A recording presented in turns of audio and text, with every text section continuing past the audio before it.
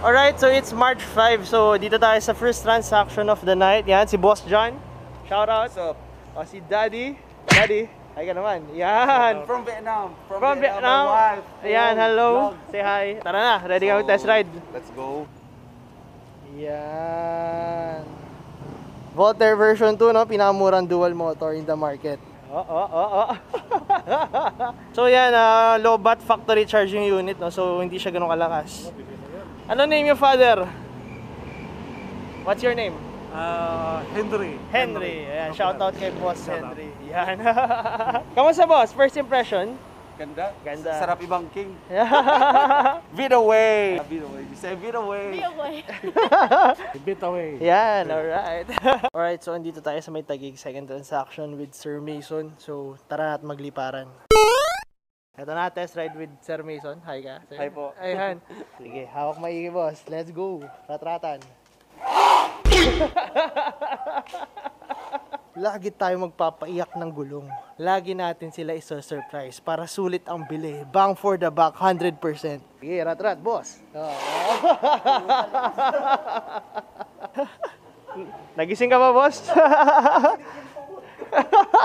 Nanginginig daw ang kanyang tuhod. Sulit ba, boss? Solid? Ay, sulit. Gulat ka ba? Beat away. Thank you. Alright, so today is March 6, no? So tayo magde-deliver ng Race Raptor. Bam! Upgraded na kanyang handlebars, no? Nagpakabit siya ng phone holder. Saka nagpakabit siya ng seat yan. So finabricate pa namin tong seat na to. Pangalawa, si Race Revo. Long range na 36 volts. Pinakamurang long range yan, no? Let's go!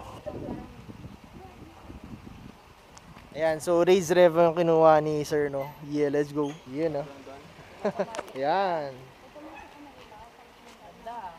Alright, so maraming salamat kay Bossing na bumili ng Race Revo. Shy type siya. So sabi niya, napakalakas ng Race Revo, lakas ng hatak. So gear 1 lang yung testing namin kanina. Binili niya to kasi malayuan yung biyahe niya hanggang Novaliches from here sa Valenzuela. So para makagala pa siya.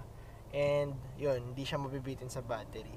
Pwede pang bimodal. So ano ibig sabihin bimodal? Pwede rin isakay sa jeep, sa bus, sa LRT kasi sobrang gaan niya. Malupet, portable, long range, Race Revo. Let's go. Alright, second transaction dito sa may Marikina, no? So, Race Raptor yung kinuha ni Boss Bien. So, ito yung setup ni Boss Bien, no? So, Race Raptor, kung makikita nyo, no? So, meron siyang seat pinalagay, handlebar, upgrade, and phone holder. So, ready ka na mag-test ride, Boss Bien? Ready na? Okay, sige, hataw. Yo. Oh.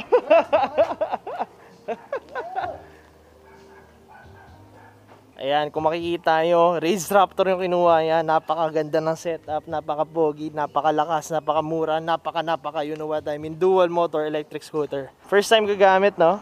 Oh, hatawin mo. Oh. Pinakamurang dual motor electric scooter na may dual pole, no? Dito lang sa Motor EVP makikita. Badass, boss. Badass ang itsura. Masaya ba sa nabili mo, boss? Oo. Yan, sulit na sulit. Ganda ng setup. Upgrade agad. Upgrade away! Alright. It's March 9 ng madaling araw, 12 AM. So meron tayong delivery ngayon kasi kakatapos ko lang assemblein tong lason na scooter. Hindi niya panahawakan yung Race Sigma. Punong-puno na ng lason. Bam! Palit siya ng handlebar, no? So long handlebar na. Meron tayong phone holder. Meron tayong dual pole, no? Mas maangas. Nilipat namin yung ilaw dito. Tapos meron din tayong kiddie bar with hook, step plate, and tire hugger. Grabe, no? Lason na lason ang iyong scooter. Alright, first transaction of the night, morning. Dito tayo sa may Osmeña, no? Okay, shout out Sir William. Yan, hello sa vlog. Yan. Okay, test ride tayo, no? Yan. Pinakamurang dual motor electric scooter po yan, no? Fortunately, last stock na yan. Ayan.